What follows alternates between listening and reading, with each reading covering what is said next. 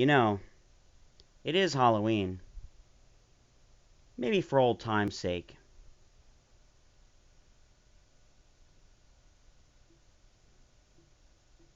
Let me start off by saying this is a bad game. But I have beaten it legitimately. And you know what? I think it's worth giving it a try again. Maybe it's not as bad as I remember it. Hmm. There's only one way to find out. Let's play. Ooh, boy. Where do I start with this one? Ghostbusters on the NES has been reviewed before, but I feel like I can bring a few new things to the table regardless. To start with, this is a bad game. I'm not gonna deny that. But it's not as bad as everyone makes it out to be. One of the major claims is that the game has nothing to do with the movie since it's about buying ghostbusting equipment and needing to collect money from catching ghosts. Well, but if you actually watch the movie, they have severe money problems from the very start. And even though I would admit they wouldn't go to a store and buy a proton pack, obviously they would need money to buy the electronics and the components of making one. And the easiest way to implement this in a game is, of course, with a store to purchase the gear. So, the game starts out with the city screen and the Ghostbusters logo. Why they chose the logo instead of a car, I'm not sure. But it was probably easier to program a logo that doesn't have to turn versus a car that would need to be programmed and drawn to move in different directions on the screen. I'd say this first screen sets the tone for the laziness and rushed programming of this game. So, you have a gas station, but going there's a waste of time since you could just slam into gas drums on the road, or run out of gas and just push your car to the gas station. It's really not worth driving directly to the gas station. Ever. You have your Ghostbuster headquarters, which is also just as useless. It's used for emptying the ghost traps, but you should never buy the basic ghost trap. As long as you buy the super trap, you never have to empty it. So you do the math. Your goal is to catch enough ghosts and get the message to enter the Zool building. Again, this building was never called the Zool building. It's so wrong, it's ridiculous. In order to do this, you need to first visit the shop. The ghost vacuum is pretty much a waste of a slot. Your car can only hold 4 items, and you need every slot you got. So my advice is to buy a regular beam and a super trap. Then, go catch yourself some ghosts until you can afford a ghost alarm. The ghost alarm lets you know when the ghosts are at a location without having to be near the buildings. So, yeah, this is it. Your goal right now should be to make enough money to buy an anti-ghost suit and ghost food. The ghost suit allows you to take more hits on the stairs, and the ghost food kinda lures them away on the stairs. It's not great, but I'd still say it's worth picking up. If you're like me, and you're really bad at the stairs, and you're not willing to cheat, you're going to need to save up the 100k for the sound generator, which slows the ghost down on the stairs. Doesn't sound like it's worth it, but really, if you just have a standard Nintendo controller, no game Genie Codes, I really recommend you just save up the money and get it. It does take a long time.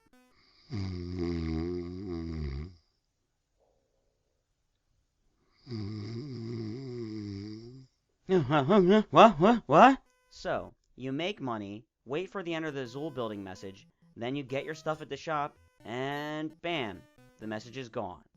Well, you have to go right back to the store, rebuy all the stuff you needed, and then go catch some more damn ghosts until the message to enter comes back. It's crazy.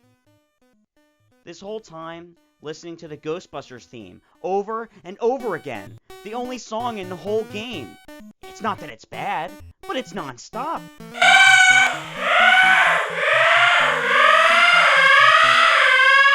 Okay. I want to talk about some of the basic improvements that could have really made this game a bit better. First, the Ghostbusters logo should not be on the city screen. It should be the Ghostbusters hearse.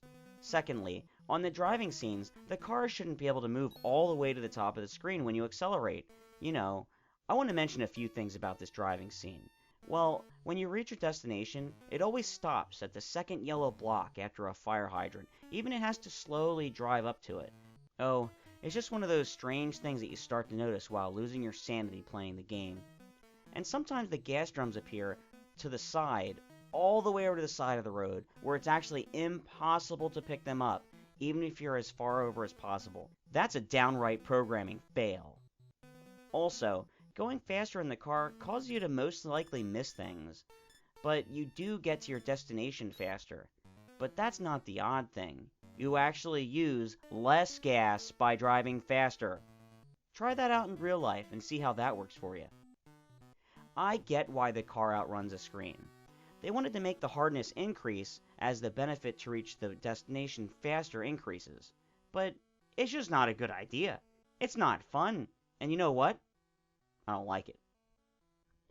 I also don't like this catching ghosts. I mean, the idea is fine, but why always on the outside of the buildings? Some of the buildings even have an open door, just beckoning me to go inside. Such a missed opportunity here. It kind of reminds me of Nightmare on Elm Street. You can even cross the streams, and as long as you've activated the ghost trap prior to crossing the streams, you'll still get all the money for collecting the ghosts. Once again, just one of those weird things that you just start to notice after playing this game for so freaking long. So if you finally manage to make it to the stairs, good luck. You've reached the hardest of the 4 screens of this game. You have to tap the A button to move. It's awful. You can open the doors with the B button for extra health, but more often than not, it's probably going to be a ghost that hurts you, or nothing instead. You have at least 2 uses of the ghost food, but guess what? The ghosts scroll with the screen. So it does help, but only a little. And if you use the ghost food at the wrong place, at the wrong time, you might find yourself crushed in from all sides.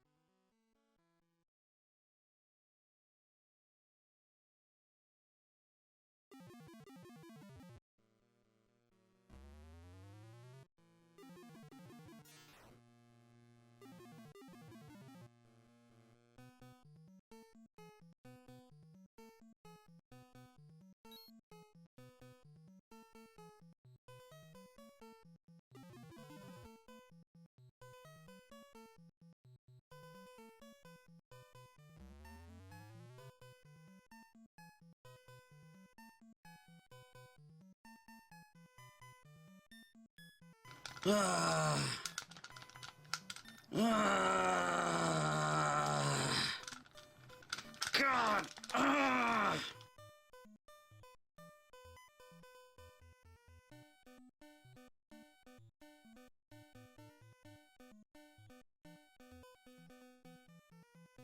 Finally, the final battle with Gozer. This fight isn't hard, but don't mess it up. If you die here, you have to do everything all over again. Just be careful how often you move the screen down. The Stay Puft Marshmallow Man gets higher every time, and you can make yourself lose. I hate in this fight how the stupid ghosts keep getting in the way of me hitting Gozer. Come on! Come on! I hate in this fight how the stupid ghosts keep getting in the way of me hitting Gozer. Come on! Come on! This bitch is toast! Come on!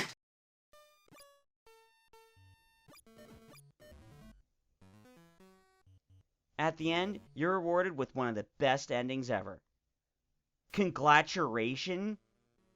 You have proved... This is so bad, it's epic.